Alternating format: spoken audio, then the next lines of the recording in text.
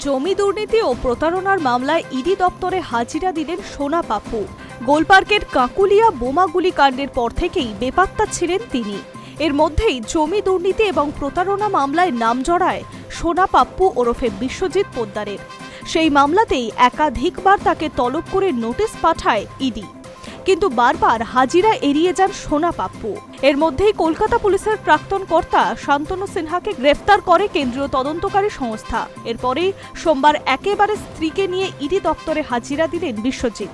তার দাবি, আমি কোথাও যাইনি, কোনো অন্যায়ও করিনি, ইডির ডাকে সাড়া দিয়েই হাজিরা দিলাম।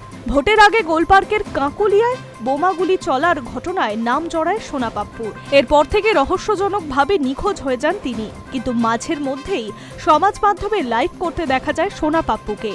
এরপরে পুলিশ কেন তার খোঁজ পাচ্ছে না তা নিয়ে প্রশ্ন উঠতে শুরু করে। এর মধ্যেই জমি দুর্নীতি এবং প্রতারণা মামলার তদন্ত শুরু করে ইডি। সেই মামলার তদন্ত শুরু হতেই পাপ্পুর বাড়িতে হানা দেয় তদন্তকারীরা।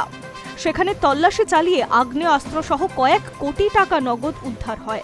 শুধু তাই নয়, এই মামলায় তার ঘনিষ্ঠ ব্যবসায়ী জয় কামরা এবং কলকাতা পুলিশের প্রাক্তন ডিসিপি শান্তনু সিনহাকেও জেরা করে ইডি। ইতিমধ্যেই দুজনকে গ্রেফতার করা হয়েছে। ধৃতদের বিরুদ্ধে একাধিক অভিযোগও রয়েছে। এমনকি সোনা পাপ্পুর সঙ্গে ধৃতদের যোগাযোগও উঠে এসেছে তদন্তে। উঠে আসে হাওয়ালা যোগও। ইতিমধ্যে সোনা পাপ্পুকে ইডি আধিকারিকরা জিজ্ঞাসাবাদ শুরু করছেন বলে খবর। অন্যদিকে পুরো নিয়োগ দুর্নীতি মামলায় ফের তৎপর ইডি। কেন্দ্রীয় তদন্তকারী সংস্থার সল্টলেকের দপ্তরে হাজিরা দিলেন পাঁচু রায়। গত কয়েকদিন আগেই পুরো নিয়োগ দুর্নীতি মামলায় দক্ষিণ দমদম পুরসভার প্রাক্তন চেয়ারম্যানকে তলব করে ইডি।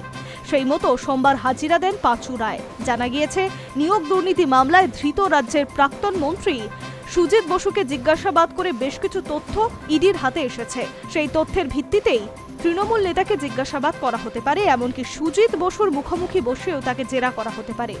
বঙ্গভোটের আগে থেকেই পুরো নিয়োগ দুর্নীতি মামলার তদন্তের গতি বাড়িয়েছিল এনফোর্সমেন্ট ডিরেক্টরেট। এই মামলায় ইতিপূর্বেই সুজিত বসুকে গ্রেফতার করা হয়েছে। দফায় দফায় জেরা করে তাকে গ্রেফতার করা হয়। ইডি সূত্রে খবর, দক্ষিণ দমদম পুরসভার চেয়ারম্যান পদের দায়িত্বে ছিলেন পাঁচু রায়।